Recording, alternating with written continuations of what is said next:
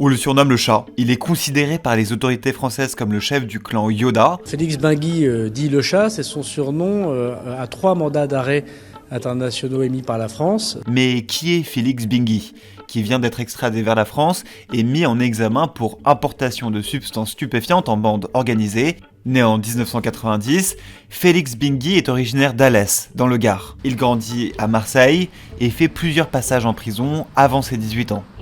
Son surnom, il le tient de l'agilité du félin. C'est un garçon dont on entend parler depuis quelques années.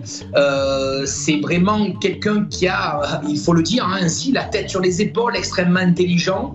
Et c'est pour ça qu'on l'appelait aussi le chat, parce que c'est un vrai malin qui retombait tout le temps sur ses pattes. La police le soupçonne d'avoir fondé en 2020 le clan Yoda, un réseau de narcotrafiquants basé à Marseille, notamment dans la cité La Paternelle, et d'en être le chef. Alors pourquoi Yoda ?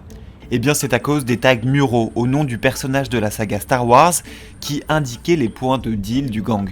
Félix Benguy devient l'un des plus gros caïds de Marseille à la faveur de la crise du Covid en 2021.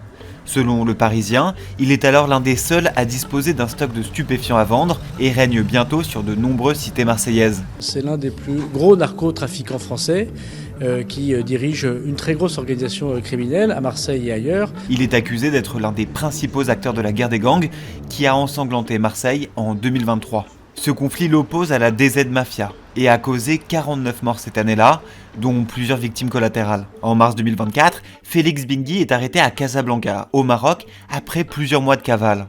Le 22 janvier 2025, il est extradé vers la France. Il est responsable, d'après nous, évidemment, de trafic de stupéfiants de très grande échelle, de tentatives d'homicide en mode organisé, de préparation de crimes et délits nombreux et de blanchiment de ce narcotrafic. Il est actuellement placé en détention provisoire à Marseille.